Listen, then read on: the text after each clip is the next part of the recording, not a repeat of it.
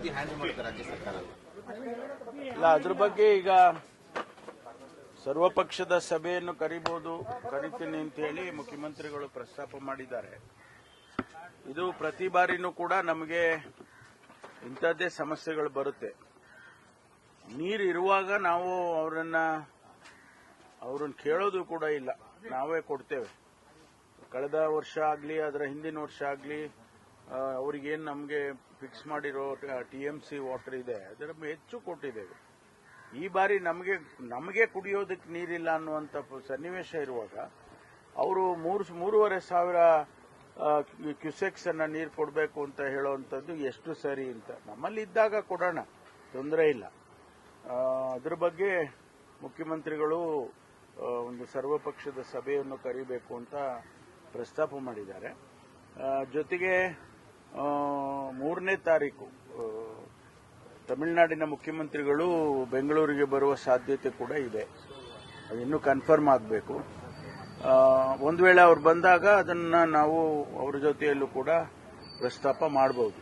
Sir, ಇವತ್ತು ಕಾನೂನು ತಜ್ಞರ ಜೊತೆ ಸಿಎಂ ಅವರು ಮೀಟಿಂಗ್ ನಡೆಸ್ತಾ ಇದ್ದಾರೆ ಡೆಲ್ಲಿನಲ್ಲಿ, ಏನೆಲ್ಲ ಚರ್ಚೆ? ಇಲ್ಲ, ಮೊನ್ನೆ ಕೂಡ ನಾವು MPs ಮೀಟಿಂಗ್ ಇರುವಾಗ ಮಾನ್ಯ ಕಾತರ್ಕಿ ಅವರೆಲ್ಲರೂ ಕೂಡ ಬಂದಿದ್ರು.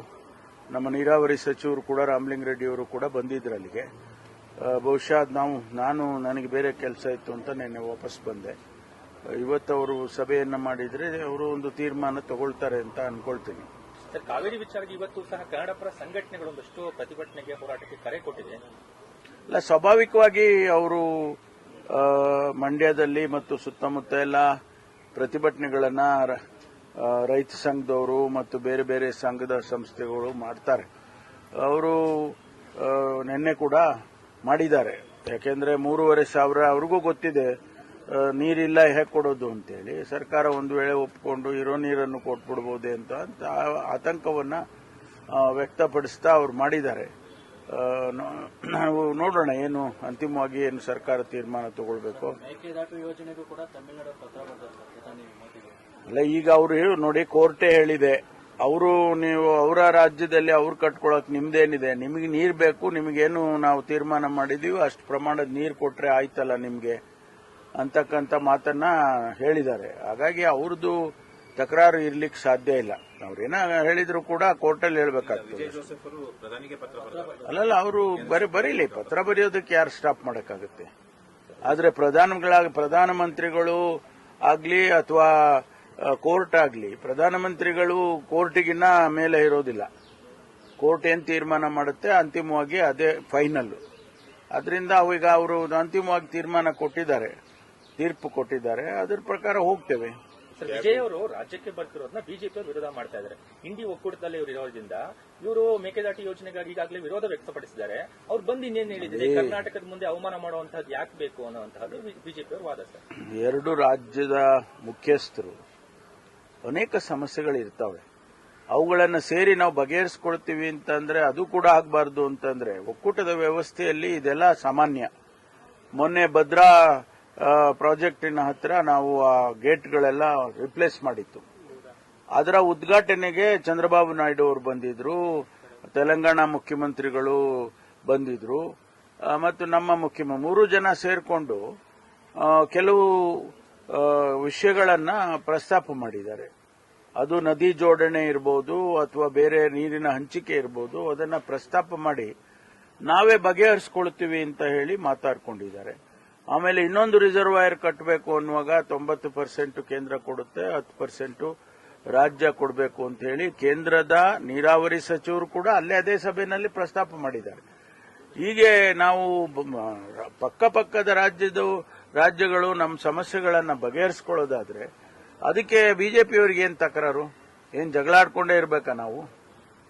ಅವ್ರು ಹೇಳೋ ಪ್ರಕಾರ ರಾಜ್ಯಗಳೆಲ್ಲ ಜಗಳಾಡ್ಕೊಂಡೇ ಇರಬೇಕು, ಅವ್ರು ಯಾರು ಕೂಡ ಹೊಂದಾಣಿಕೆಯಲ್ಲಿ ಹೋಗಬಾರದು ಅನ್ನೋದೇನಾದ್ರೂ ಅವ್ರದ್ದು ಇದ್ರೆ ಅದು ಅವರ ನೀತಿ, ಅದು ಭಾರತೀಯ ಜನತಾ ಪಾರ್ಟಿಯ ನೀತಿ ಇರಬೇಕು. ಸರ್, ಕೇಂದ್ರಕ್ಕೆ ಪತ್ರ ಬರೆದಿದ್ದೀರಿ ಈ ತರ ನ್ಯಾಷನಲ್ ಡಿಸಾಸ್ಟರ್ ಕನ್ಸಿಡರ್ ಮಾಡಕ್ಕೆ. ಆದ್ರೆ ನಮ್ಮ ಸ್ಟೇಟ್ ಇಂದ ಟೆಕ್ನಿಕಲ್ ಫೀಸಿಬಲ್ ಸ್ಟಡಿದು ಡೇಟಾ ಮತ್ತೆ ಫ್ಯಾಕ್ಟ್ ಗಳನ್ನ ಅವರಿಗೆ ತಲುಪಿಸದೇ ಇರೋದ್ರಿಂದ ಕೇಂದ್ರ ನಮ್ಮ ಮನವಿನ ಅಷ್ಟರ ಮಟ್ಟಿಗೆ ಸ್ವೀಕಾರ ಮಾಡೋದಿಲ್ಲ ಅನ್ನೋದು ಆಯಾಮ. ನೋಡಿ, ಅದಕ್ಕೊಂದಷ್ಟು ನಿಯಮಗಳಿದಾವೆ.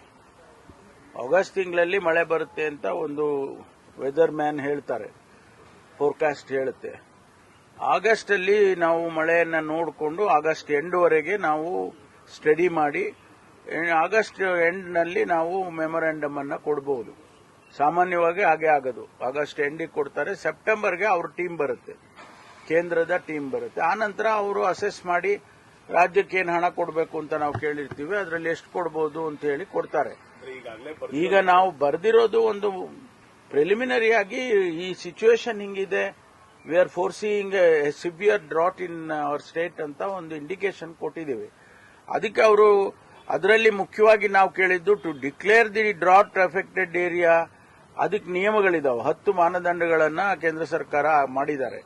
ಅದರಲ್ಲಿ ಒಂದು 2-3 ರಿಲ್ಯಾಕ್ಸ್ ಮಾಡಿ ಅಂತ ಹೇಳಿ ನಾವು ಕೇಳ್ಕೊಂಡಿದ್ವಿ. ಯಾಕಂದ್ರೆ ರಿಲ್ಯಾಕ್ಸ್ ಮಾಡಿದ್ರೆ ನಮಗೆ immediately we can declare some of the talukas.